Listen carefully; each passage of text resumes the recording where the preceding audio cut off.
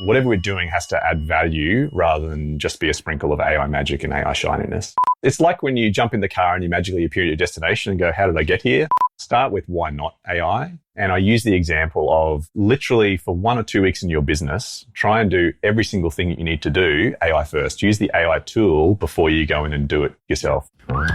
Welcome to Add to Cart, Australia's leading e-commerce podcast that express delivers all you need to know in the fast-moving world of online retail.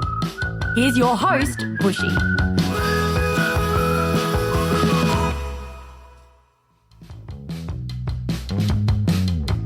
Hello and welcome back to another episode of Add to Cart, Australia's leading e-commerce podcast for e-commerce professionals who never stop learning. We bring you insights from the top e-commerce operators, founders, and experts across Australia to help you drive results and grow your e-commerce career. My name is Nathan Bush, or Bushy as some of you know me as, joining you from the land of the Turrbal people here in Brisbane, Australia. Now, what do AI agents, frothing merchants, and a neon-drenched album cover have in common? They're all part of one of the most exciting e-commerce releases of the year, released this week, the week we recorded it, and we've got the inside scoop for you. Today's episode is an absolute doozy. We are talking all things Shopify editions. You may have seen it. It's called Horizons. It's the latest release, 6 months in the making, that if I had a headline for it, I'd say it is ushering in the AI era of e-commerce for Shopify. And who better to unpack it with than my good mate, James Johnson, affectionately called JJ, who is the Director of Retail at Shopify Australia and New Zealand. Now, JJ's no stranger to the trenches. He's led digital transformation from the front lines at Michael Hill. He's consulted across many retailers and even did a stint at Salesforce, but we won't talk too much about that. These days, he is helping shape the future of retail at Shopify, where he's known for being part strategist, part technologist, and massive e-commerce nerd. He's also one of the most generous minds in the industry. So if you've seen JJ speak, or if you are lucky enough to regularly catch up with JJ, you know he is one of those people who always leaves you thinking and is very kind and considerate about everything he shares. JJ has always got one eye on the trends and what's coming, and the other on how to actually get stuff done. And that's why I always love chatting with him.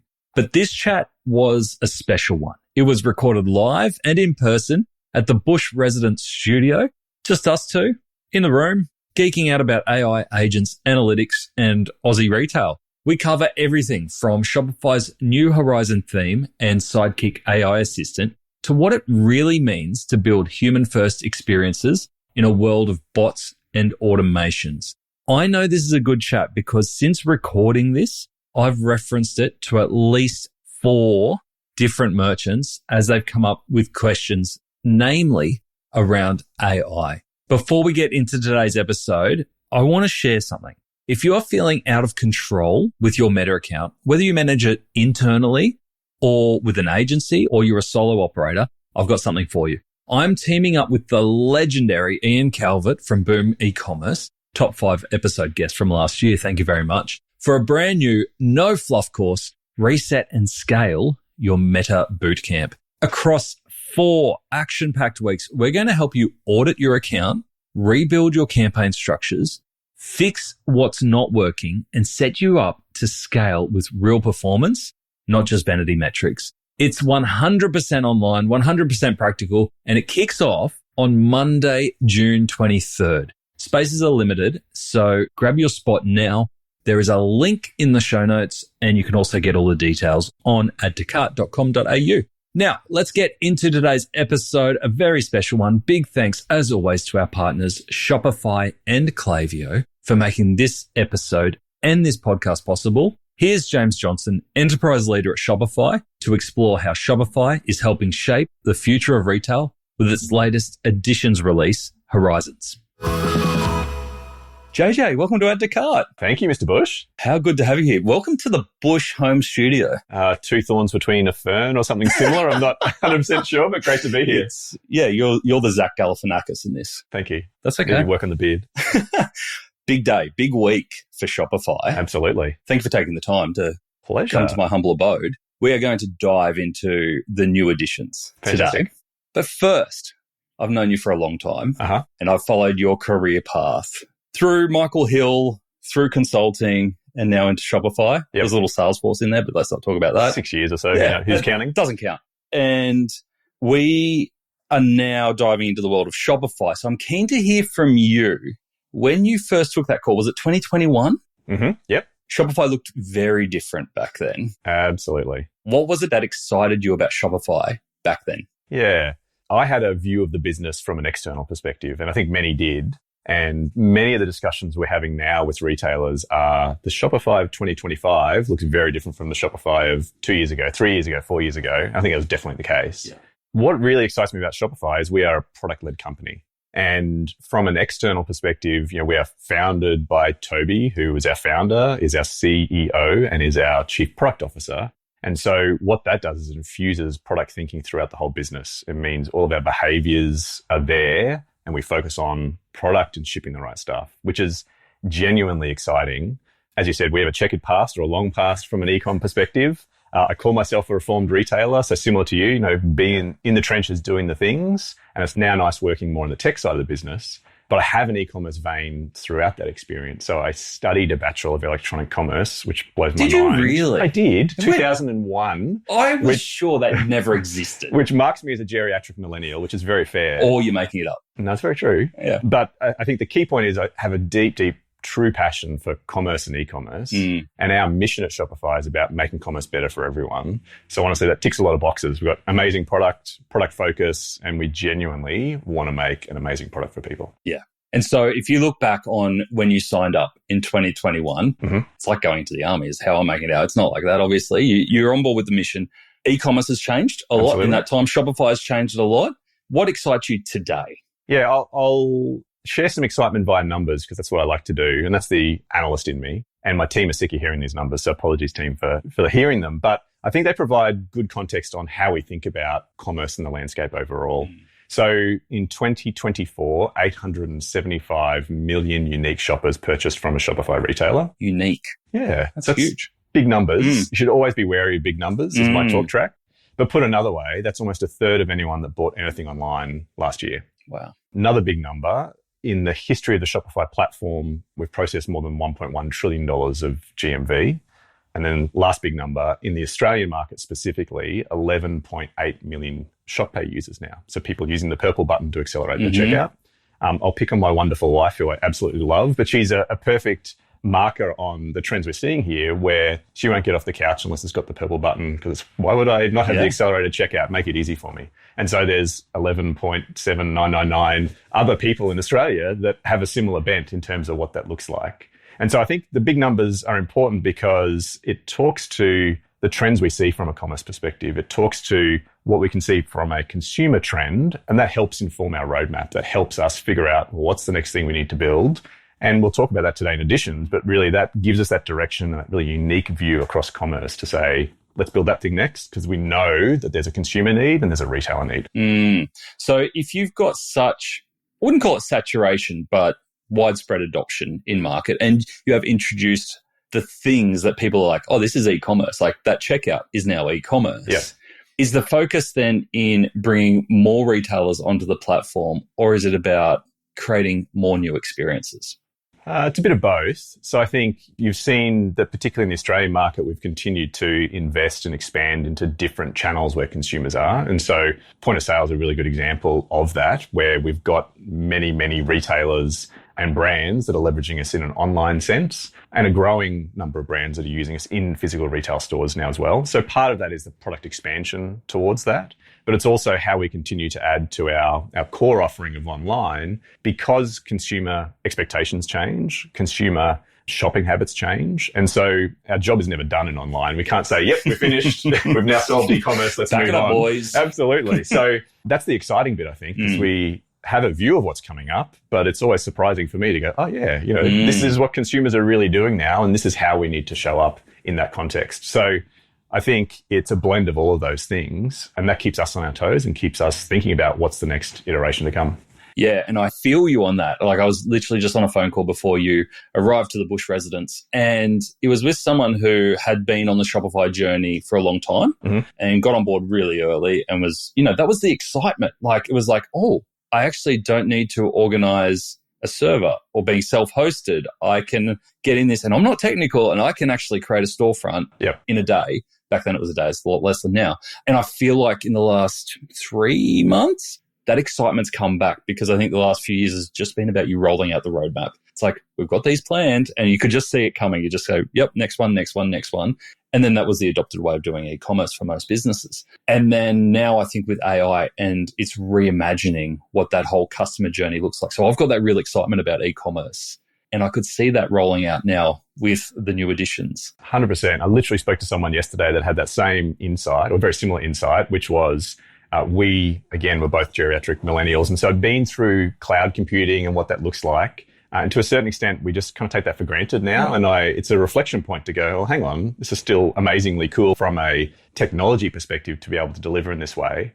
But we had the observation that it feels like this AI wave is exactly, or has similarities to that in terms of you need to show up, you need to be able to understand the landscape, you need to be able to respond at the speed of your consumer. And so there's real advantages for people that are diving in and taking that advantage. So I think it's very similar. It was interesting. We were in Sydney together. We've been able to spend a lot of time recently, which is great. Quality time. But we had a brilliant Shopify and Add to Cart e-commerce leaders dinner in Sydney on Wednesday night. And we had 16 founders and retail leaders around the table. And stupid me, I opened up the conversation, between entrees coming out and go, okay, let's have a bit of a conversation, bring the whole table in together. I was like, guys, what do you want to talk about? And, I was thinking maybe it's product development, maybe it's marketing. I accidentally dropped the AI word in there. Yeah, those 2 letters. The next 2 hours was all about how the leaders were adopting AI in their business. 100%. And we had so many people at different levels, right? We had some people in there who were brutally honest to say, we still haven't got click and collect right. And then we've got others who are now looking at how they replace certain parts of their customer service with bots that are costing them close to 6 figures in, software costs just for these bots, but they can see the return in it. Where are you seeing retailers and merchants that you're working with have the most impact with AI today? Yeah, it's such a good question. I have many discussions with many retailers, and I think it's fair to say there's a big continuum in terms of capabilities and where folks are. And even within businesses, you've got your early adopters and people that dive straight into the tool. You've got people that are a bit more reserved and want to understand what the landscape looks like. And that's natural, that's great. But I think the idea or the real benefit of thinking from a retail perspective is apply some frameworks to how you can think about these things. And part of my discussion is start with why not AI? And I use the example of literally for 1 or 2 weeks in your business, try and do every single thing that you need to do AI first. Use the AI tool before you go in and do it yourself. And we're talking about this before about some tooling that you do. So literally, do I have to send this email myself or is there a better way to do that from a workflow perspective? I need to run this report. Should I be running that report or can I get some help? And the real talk is that will be painful and bumpy and you'll learn what's really hard and what's really crappy. But it's a good mindset to have, and you will have a few nuggets in your workflow to go, oh, shit, I can do something different and have a real different perspective and take. One of the other key things we talk about is avoiding the shiny. So making sure you have a real business value and impact linked to what you're doing. So there are a plethora of tools out there, unsurprisingly. Everything has AI sprinkled into it. But that's irrelevant if you're not getting the business impact.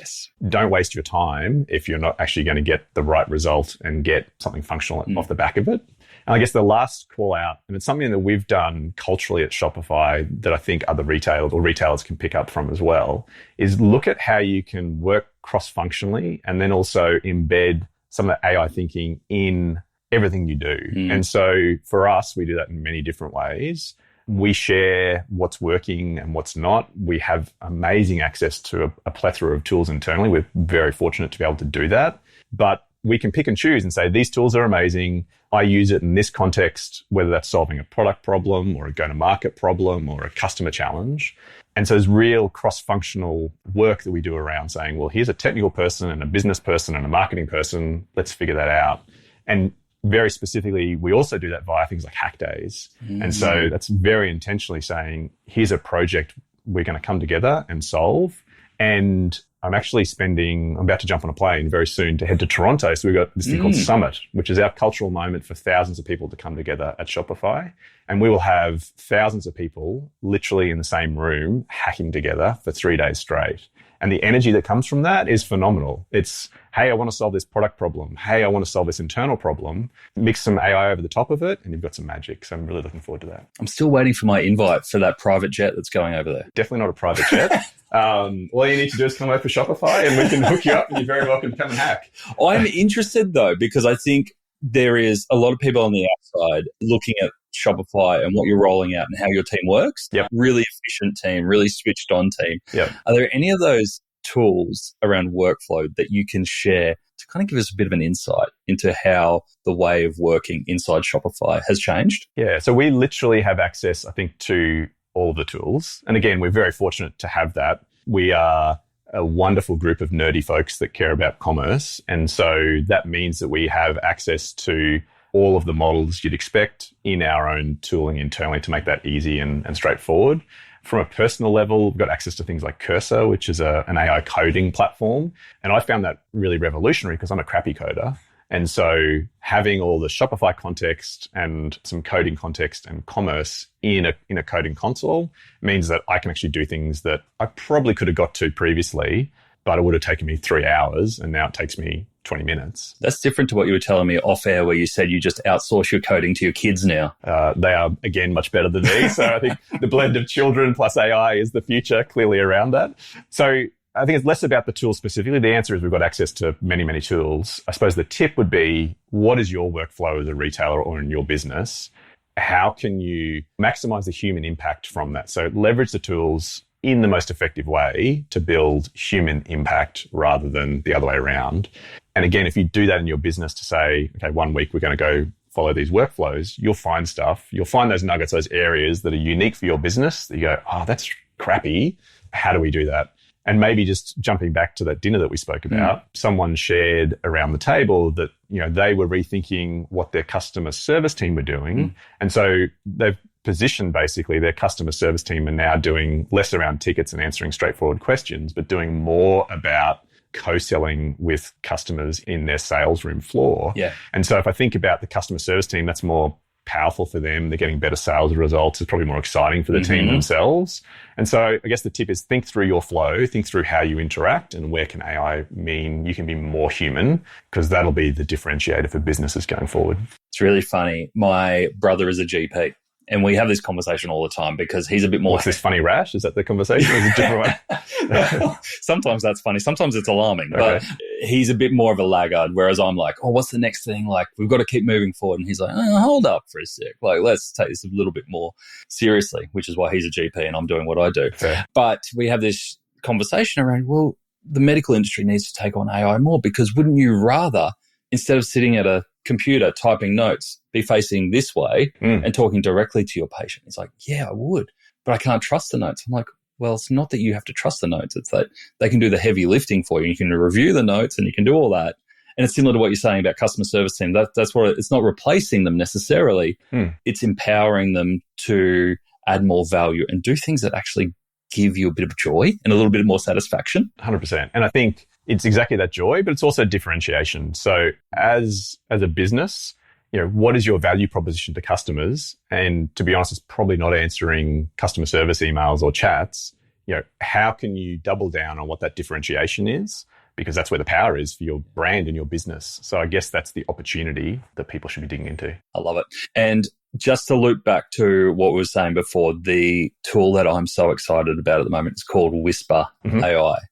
And it's a little tool, it's a little plug-in, but all it allows you to do is, no matter what app or what window you're in your Mac or your Windows, is press the function key, talk to your computer, and it will type it out like it's typing, and it will learn your communication for different mediums. So if I've got my SMS open, it will type it like an SMS and maybe put an emoji in there. And then if I'm on my emails, it will format it like an email. This makes a lot of sense for the text you sent me last night, but I get it. Thanks, Dave. It doesn't do images so well. But it's been a lifesaver for me because I can get through emails in half the time, but put a lot more personality and a lot more explanation into it, whereas short shorthanding everything. Yeah, before. perfect example, and I'm using it as well. So yeah, +1 to that. +1. And that principle that you were talking about around use AI for everything. Yeah. I came across that in the book Co-Intelligence. Oh, yeah. Have you read that? I have. Yeah. I got recommended it from Mike Rhodes on this podcast. And I read it because he recommended it to you. I hope he's getting a clip from Amazon. But I didn't buy it from Amazon, to be really clear. Oh, yeah. Why would you do that? I buy it from other places. Yeah. On Shopify. Utopia, absolutely. Or anyone else. But that's one of the principles in there. And it just blew my mind. As soon as I read that, I'm like, oh, yeah, why wouldn't you do that?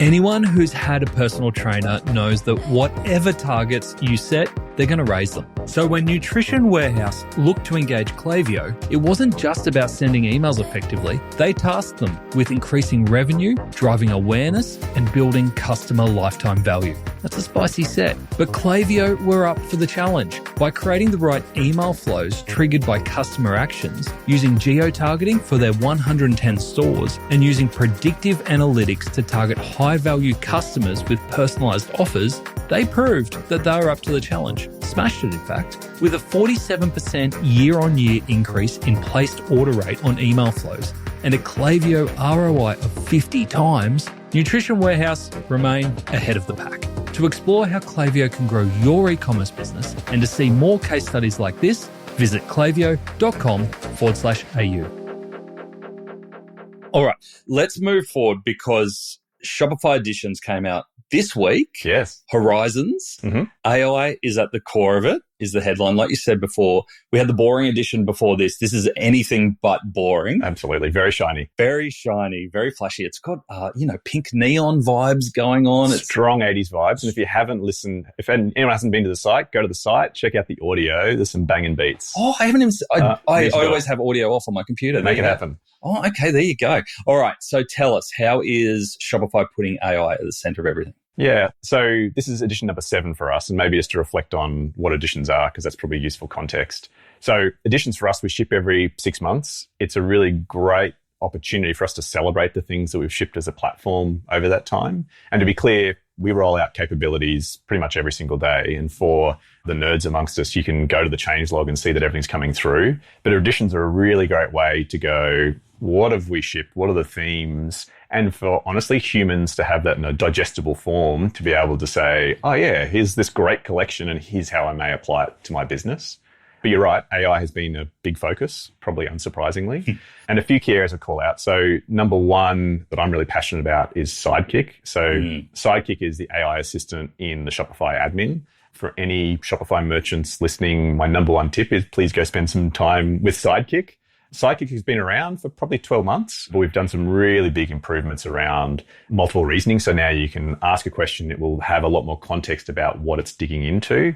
Where it's really powerful is looking into analysis and then additional steps off the back of that. So asking a human question to get to a particular outcome. And maybe let's come back to it, but I've got a few good merchant examples of where people are finding real value from that. I want to, because even in the conversations that I've had, there's people like, oh, I've used Sidekick and it kind of didn't give me everything that I wanted. Yeah. So I think let's come back to that, because I think if you've used it in the past, it's a bit different to what it is today. Absolutely. Second big one was Horizon as a theme. And so Horizon is the name of the edition, but it's also the name of a new theme foundation for us. And that builds a whole range of AI capabilities into theme functionality. And I guess the key one to look at is AI block generation. So really the idea there is now within a content block. So if you're a business user building a landing page, building a product page, you can insert a block and in natural language say, I want it to look like this or style in this way or have this functionality.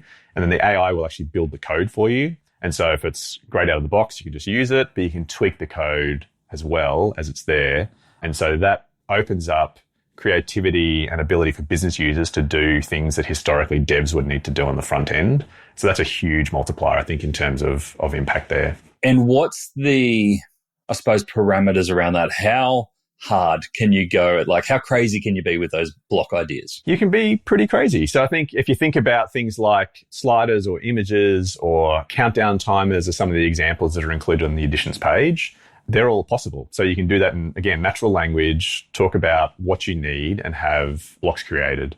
There's a whole range of other improvements around themes. So now you can cut and paste blocks as well between sections across sites as well. So a lot of functional richness to make that content editing a lot easier and a lot more powerful. And we know how important that is for people to be able to communicate their brand and their value propositions. So it's really exciting to see that continue to change. I know it's early, but are there any retailers already out there on horizon? It's pretty new, so literally released 2 days ago.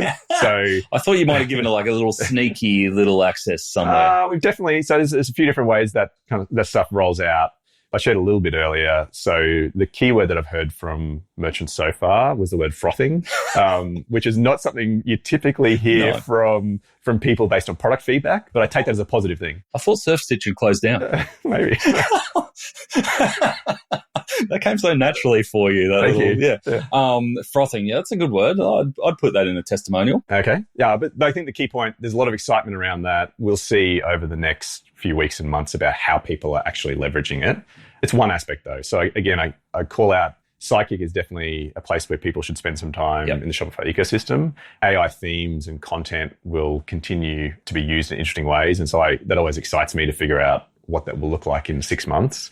The other bit from an AI perspective, which is possibly not as clear to see, is things like global catalog and MCP, as well as knowledge base. MCP stands for? Model Context Protocol, which of course you'd know. Yes, Mr. Bush, yeah, I'm all across it. Which is basically, Anthropic have released MCP. The simple way I'd think about it is it's really a connector or a consistent connector for AI agents. And so think about it almost like a USB-C. So a USB-C I can plug into anything and it's pretty ubiquitous. MCP means you can plug in agents to things as well. So for example, it's a simplified way to plug into Shopify from an agentic perspective. Okay. So that sounds very impressive. It's going to be something that developers focus on more. But I think the big picture there is really quite interesting when we think about global catalog, which means that in a consistent way, businesses like Perplexity can access Shopify store product information across the board. So suddenly that becomes important from a discoverability perspective. And for brands to say, well, where's my customer spending time? Where's that next channel that I should be interacting and transacting? We're kind of making that easy to say, your product's already in the right place and it's in a structured way and it's in the way that these tools expect. So that, in terms of catalog plus MCP plus knowledge base, becomes really powerful as a mix.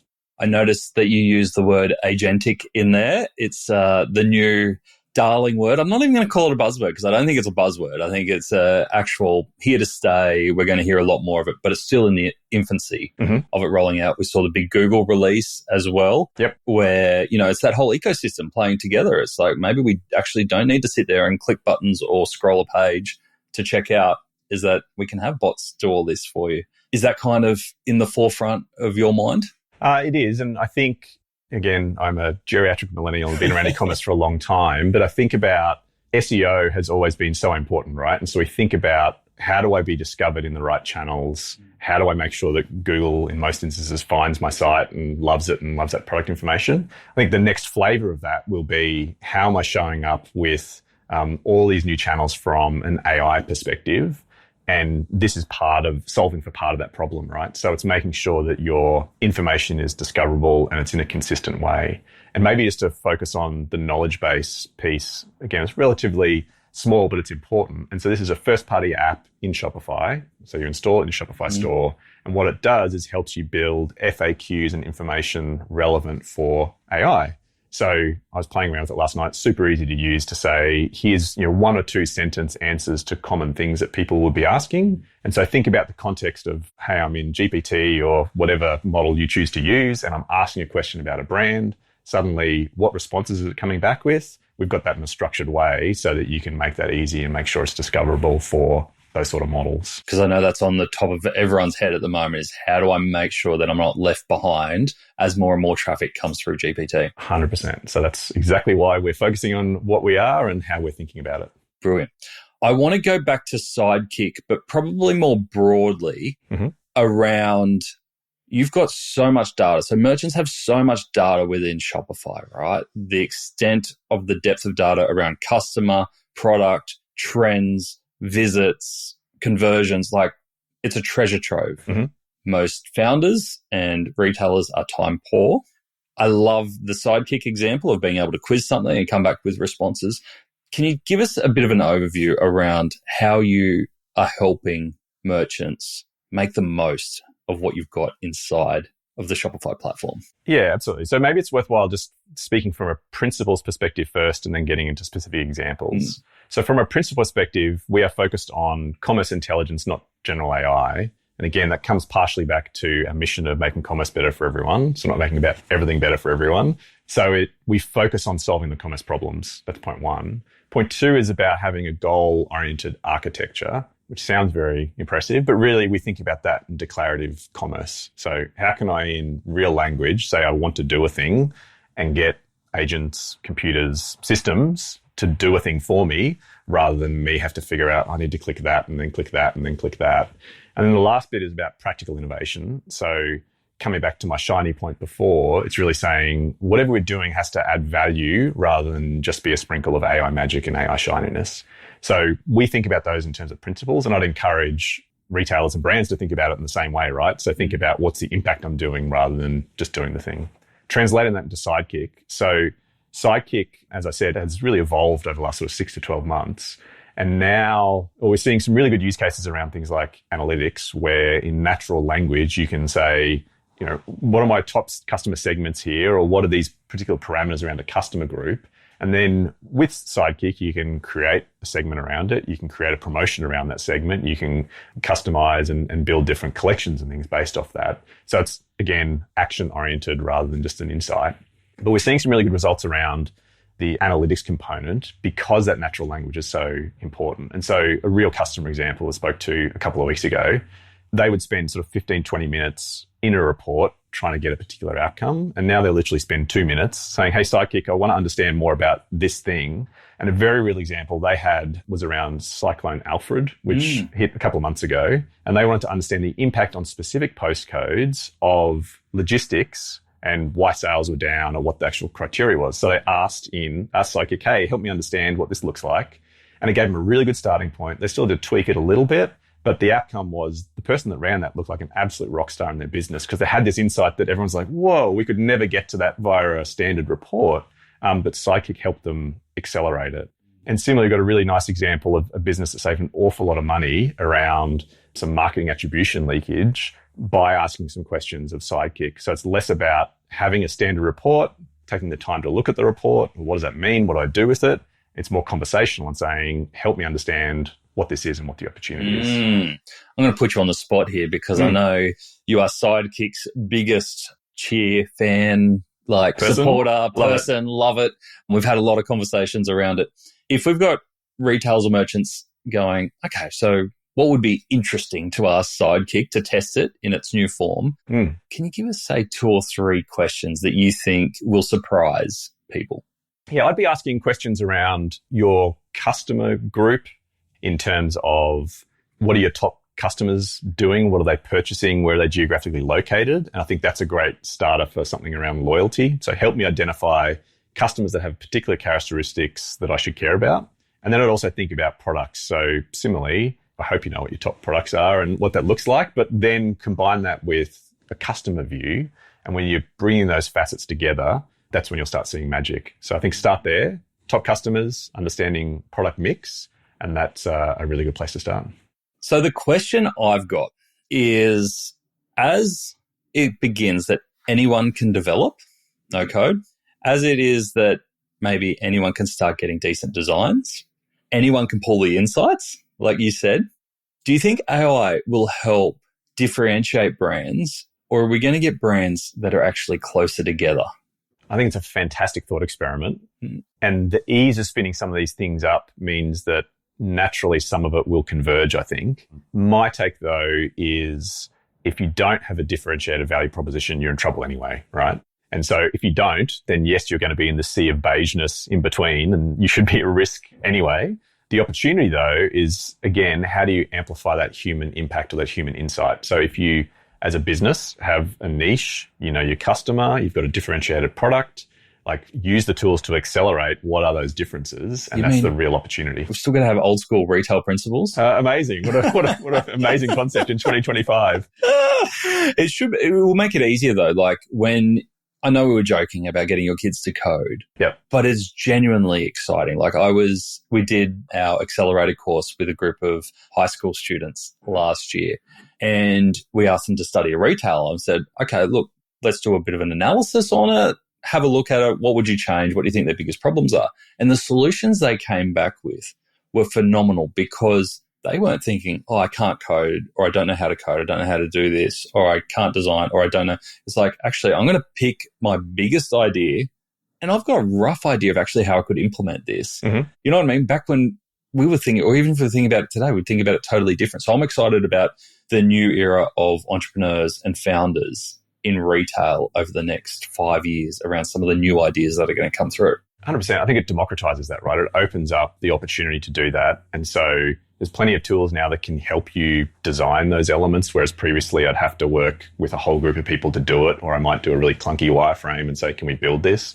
You can prototype it and figure it out. You can test it and mark it and see if it's going to work. And they're all opportunities to continue to iterate and improve. So it's super exciting times. Super exciting times. All right, we can't talk about additions without talking about POS. You mentioned earlier that, that is part of the mission to expand out into new channels. Tell us about some of the changes in POS that are the most exciting. Yeah, so we've released and updated a big dramatic update to Shopify Point of Sale, and that fundamentally builds a whole range of capabilities around efficiency, speed, and design. There's a few tactical pieces in terms of what that design can look like in store. So now you can have terminal designs, which means you can present your brand more completely to customers. But a big change has been how we can make that easier for store teams to leverage more of point of sale. And discussions I have with retailers, they love that in terms of using Shopify Point of Sale, because it's not a system where you need to take someone off the floor and train them for a week about how do I do the thing. People pick it up and go, I get it really easily. Yep. And so there's a training and a familiarity and an operational efficiency aspect around it. So we've really doubled down on those elements. The other one that's exciting is with ship and carry out. So think about that as having split delivery methods within a single transaction. So I can buy something and take it from store today and then also get something shipped to my home in the same transaction. So we know that's important, obviously, in terms of thinking about that customer experience in store, particularly when you've got inventory in faraway locations. Some would call that unified commerce. You may well call it unified or omni, or just what customers expect in 2025, frankly, right? So whatever we call it, yes, it's about delivering on the customer expectation around that. And also opens up things like endless aisle in a meaningful way. So really exciting. And the power we see from that is, unsurprisingly, whatever happens online and happens in store is consistent, and the customer's getting a great experience across the board. Yeah, I think it will change the physical retail experience tremendously. We were talking to a retailer, and I'm just pausing there because I'm like, how much of this can I give away? But a retailer who was opening up new stores, and they were saying, look, we normally put 4 hours aside. And this isn't tooting Shopify's horn. I'm like, the world of POS and in-store technology has changed so much in that they normally put 4 hours aside to replace POS systems in stores. But now they're allocating, half an hour to it. And the biggest part is cleaning the dust out behind the big black boxes. But what surprised them the most was the onboarding of the teams. Yep. And this caught them by surprise. They didn't really think about this, but it makes a lot of sense when you go, actually, we've got this new system and we've got this training program. Here it is. But then they were saying, actually, I just turned around and in 10 minutes, they were like scrolling, and it was native to them because they're, a lot of our retail salespeople are the touchscreen generation. Absolutely. And having many discussions with retailers at the moment where the question is, what is your training program of how you will roll this out? And usually we can do things there to be really specific, but usually it's, I don't think you'll need it. Just let it happen organically. Yeah. And so that's exciting. And it also means there's operational efficiency around what that is. But again, the whole intent behind that is removing the technology, because you should be having an employee to customer discussion in store. So how can you enable more of that discussion? And maybe it's a shared example. So we're doing some work with Hair House at the moment. They're now rolling out point of sale to 105 stores to do exactly that, right? Already have an amazing online experience for them, it's thinking about, okay, what's this channel in store? And without a super heavy plug, why point of sale is really interesting and beneficial. It's just another channel for us. Yeah. And I don't mean that in a derogatory sense. You literally have the same view of customer and product and inventory because it's the same database record in Shopify. And it's just saying, great, let's deliver a great customer experience for people in store. But I love that it just takes the shackles off what physical can look like. Mm-hmm. It can look like a store, absolutely, but it could look like a pop-up. It could look like an event. It could be that you just turn up at a music festival and you can start selling. Like, it really opens up how you can connect and create community. 100%. And maybe to share a very personal example, so just bought a new laptop bag from Crumpler. I'm an amazing fan of the brand. If people aren't familiar with it, go and check it out. They make their bags locally in Melbourne, literally have people sewing bags in there. And I've got about a dozen of them, so I'm a fan person. But wanted to pick it up in store. So researched what I wanted to do online. Their online experience is zany in the most wonderful way, so worthwhile checking out. But amazing experience in store, and exactly that. Had a great discussion with the person in store, had questions around the product. We were able to have a really great conversation. Their floor footprint was half the size of this office, but amazing transaction that I was able to complete on the shop floor, and I was out in 2 minutes. So just exactly what I needed, but an amazing customer experience. Yeah, I mean, you are in Add to Cart Tower. Like, it's the glorious surround, absolutely.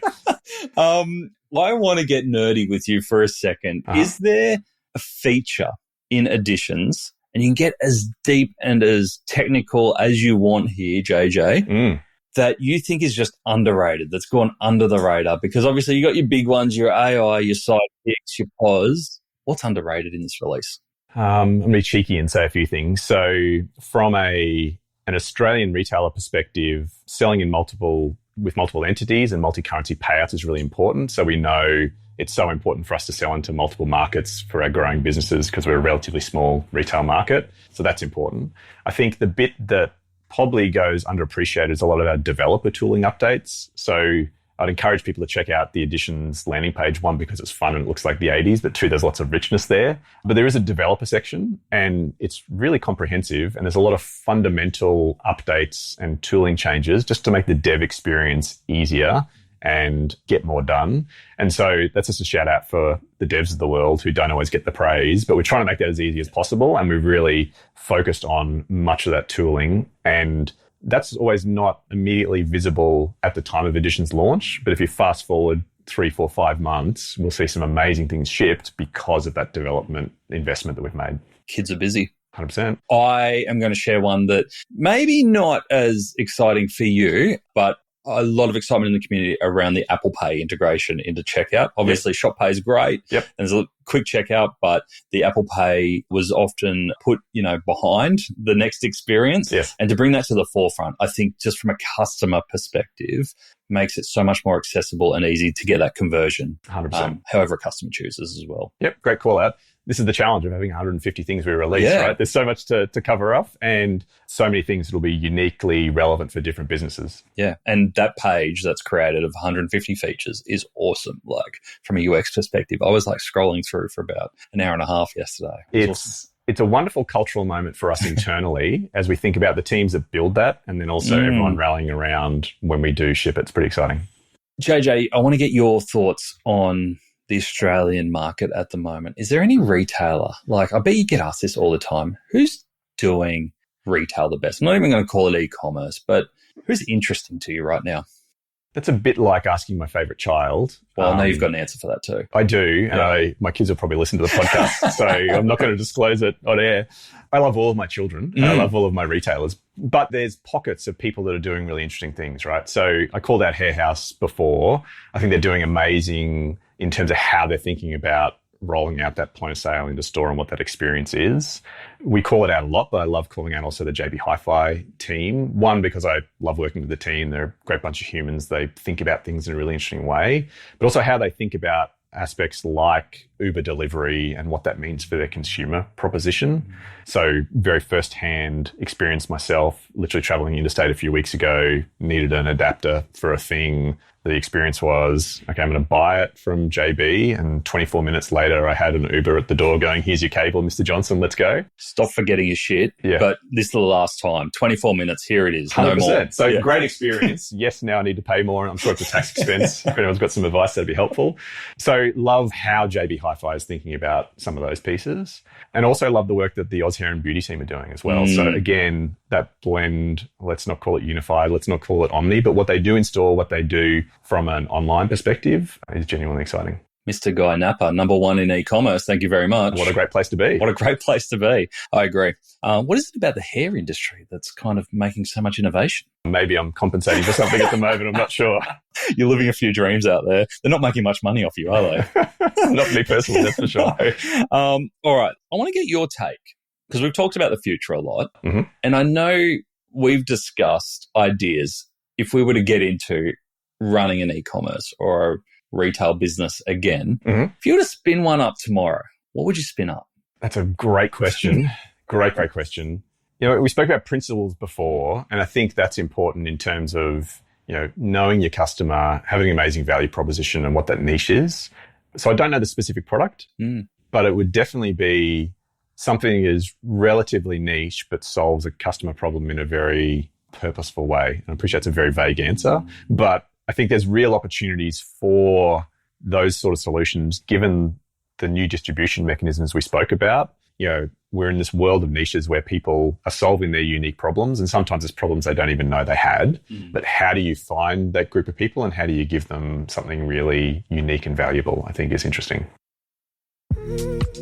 The market is shifting, costs are climbing, and the pressure to do more with less is real. But when resources are tight, you can rely on Shopify, the platform that's consistently first with new capabilities. Shopify invests significantly in R&D and drops more than 150 updates every year, evolving with you and absorbing complexity so you can focus on what moves your business forward. From AI-powered insights to the world's best converting checkout, Shopify is designed for the next era of commerce, helping you sell more, scale faster, and future-proof your brand. Build for what's next with Shopify. Visit Shopify for Enterprise to learn more. What about you, Bushy? I was just thinking about that. We had recently on Add to Cart, we had in our community, come and join us if you want to join, free community, 300 experts in there already. We had a thing around dog treadmills. Mm-hmm. So the challenge I saw some random AI content generators. Fascinating. There was a lot, but Ian Calvert put up the thing of like, hey, imagine you're selling this dog treadmill. What are all the different ways you can market it using AI, image generation, ad creation, and some really interesting pieces there. So I'm not saying I would go into dog treadmills, but it gave me a lot more confidence that, to your point, I don't think it's about the product so much. I think it's got to be unique. And I don't think there's much market at the moment if you're trying to sell other people's product. I probably wouldn't get into that game unless you've got millions of dollars behind you. But I think it's more about how you think about an audience's problem or customer's problem and what are we solving there. So my mind was going to you and you know, I know how much you travel and it's easy to forget things. I'm like, there's surely something there like a brand or a product that could help busy people pack their bags quickly or have an emergency kit ready to go or, you know, I don't know what the idea is, but I think if you come at it from... a bit of Velcro for my cables to stick to my bag so I don't forget them. Maybe that's it. I'm not sure. But like, I think that's the thing. The more people you talk to, the more customers you get in front of, understand the problems. There's products and it's never been easy to create a product right now. 100%. Yeah, so you just got to have the idea. So you mentioned additions every 6 months and you have a look at that, over 150 features in this one alone. Mm-hmm. If we fast forward to 5 years to 2030, that will mean that there's been 10 more additions in that time.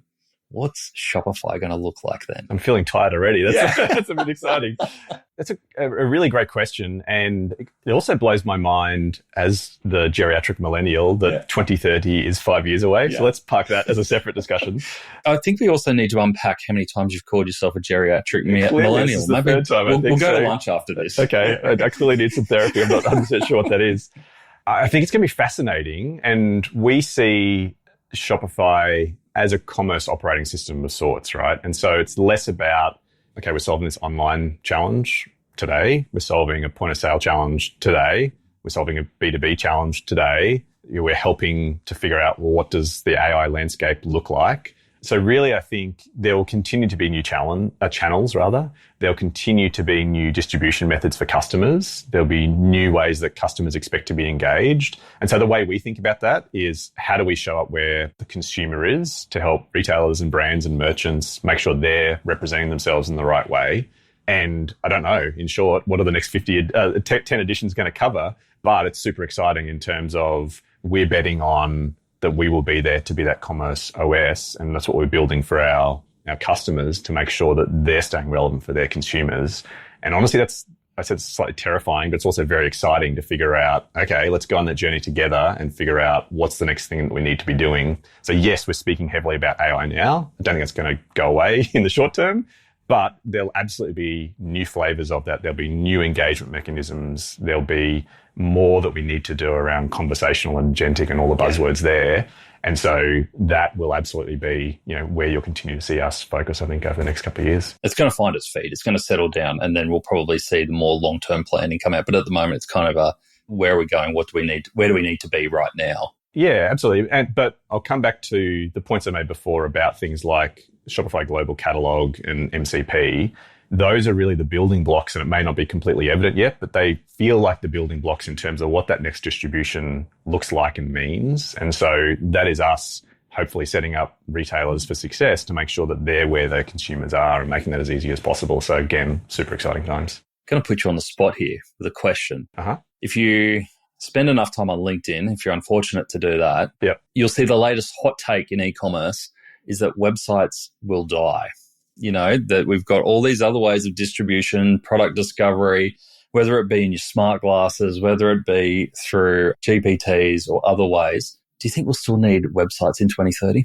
Again, 5 years is a long time. I think we'll absolutely have the web as a distribution mechanism in some form. And clearly it's going to differ based on a business, right? So if you're a business with a handful of products or SKUs, it becomes an easier mechanism to say, go where customers are, transact where they are, transact with one click in a channel, go nuts. If you've got more complex products, if you're in a B2B context, then that's different again. So I think it's not quite a done deal that the web disappears. Definitely it continues to evolve. We know from all of our metrics that people are spending more and more time doing these things already. And so I think it's similar to stores. Has stores disappeared? No.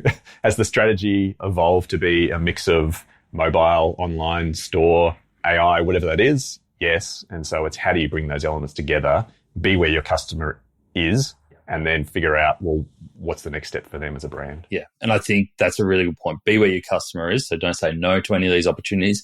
But I also think, it was a bit of a tongue-in-cheek question. Websites aren't going to disappear. Maybe they'll back off the growth. But it's like, how do you also maintain control of the brand experience? Absolutely. There'll be enough platforms and people out there that are willing to represent your brand, whether that's OpenAI, whether that's Google, whether it's Ray-Ban.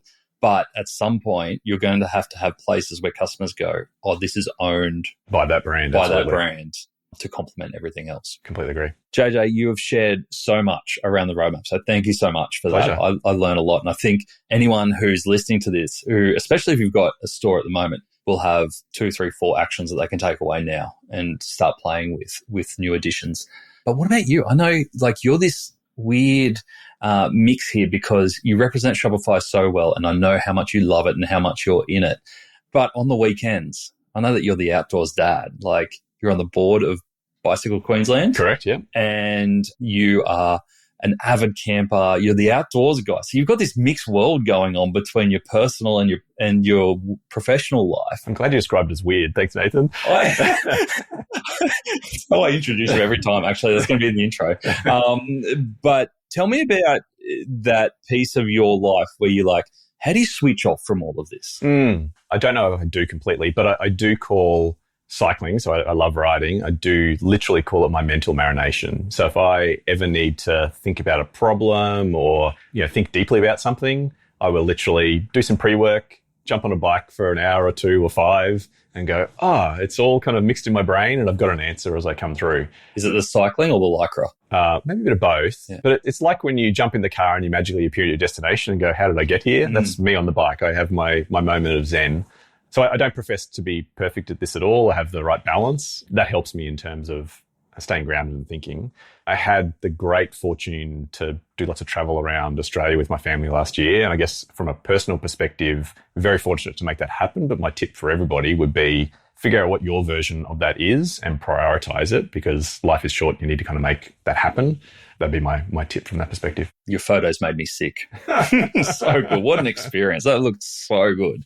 All right. So next 12 months, I know that you're shortly off to Canada. We're going to actually see each other in Singapore. NRF, looking forward to NRF that. in 2 weeks. And then you've got Canada as well.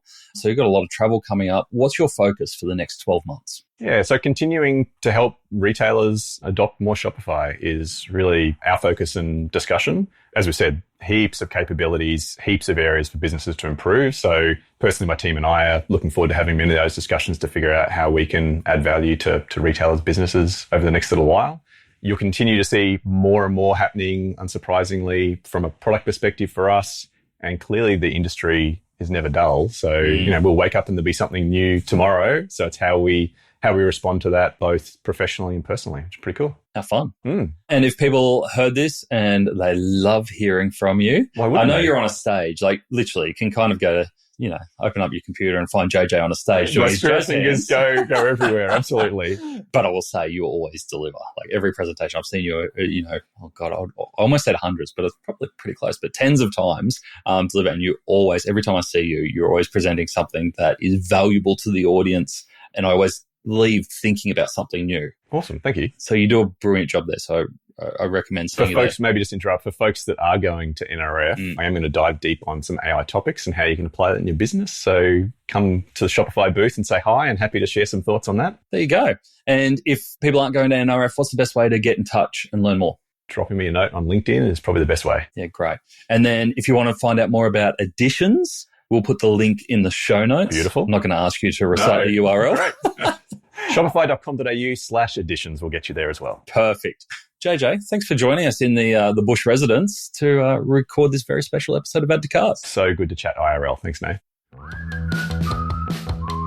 There you go. I hope you had as much fun listening to that as I did recording it. It's always special to have someone in the studio with us rather than being on the other end of a riverside conversation. And as I said at the start, I always leave my conversations with JJ feeling a little bit smarter, a little bit more optimistic, and probably a little bit more of a shell of a human. He just manages to manage life so well. It's what I always love about JJ. I always feel inspired after speaking with him. But as always, my aim for those conversations are to leave you with some practical takeaways that you can implement in your business straight away. Here we go. Here are my 3 takeaways. Number 1, have you tried Sidekick and given up? It might be time to give it another crack. We've all been there. We've opened up a new tool, asked a question, got something vague or generic, and never touched it again. And I've heard that a little bit with Sidekick in the past. But JJ made it clear that Sidekick has seriously leveled up. It's not just about giving you data, it's about helping you do something with it. Now you can ask Sidekick questions like, what were my top selling products in New South Wales last quarter? Or which customers bought more than twice in 2023 but haven't returned since? Normally, an analyst would cost you tens of thousands. But Sidekick will not only surface that insight, it'll help you build segments, launch promos, or even create collections. So, if you've written it off, go revisit it. It's gone from gimmicky to being genuinely useful. Learn what questions you can ask it and rely on it for, and it could save you hours and find you lost revenue every week.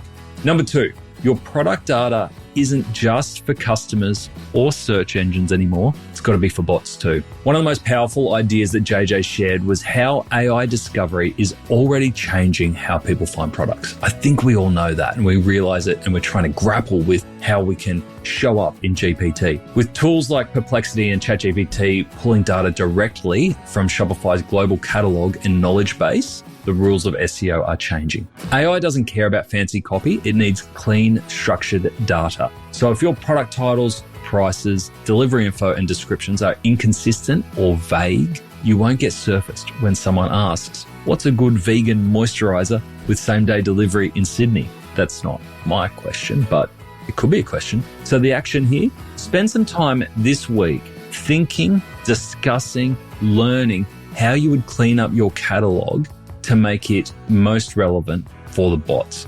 The trick here is knowing that this will change over time, but what is it that you can do today? Use Shopify's native tools to structure your info properly. It's not just about ranking on Google anymore. It's about being readable by the bots that are shaping the future of shopping. And number 3, start every task with AI first. JJ shared this that he's using for himself and with his team. For 1 week, start every core e-commerce task and maybe personal task if you're up for it by asking, can AI help me do this faster, smarter, or better? Then see where it takes you. It could be writing a product description, building a customer segment, planning a campaign, drafting an email, or practicing a difficult conversation. Use AI to give it a go and then refine. Sure, it will take you longer upfront, but as you discover more and more capabilities, it will save you time in the long run. This is an idea that came directly from the book Co-Intelligence, one of the best books that I've read recently. It challenges you not just to use AI, but to partner with it, treating it like a creative collaborator. And I highly recommend giving it a read if you're looking to sharpen your approach to working in the AI era. If you enjoyed this episode, please share it with a friend, especially one who will be frothing to jump into Shopify's new feature releases. And if you're kind enough, leave us a review on Spotify or Apple Podcasts. It really helps make a difference and grows our Add to Cart community. As always, a huge thank you to our partners Shopify and Klaviyo for making this episode possible. Thanks again for listening, and until next time, keep those customers adding to cart.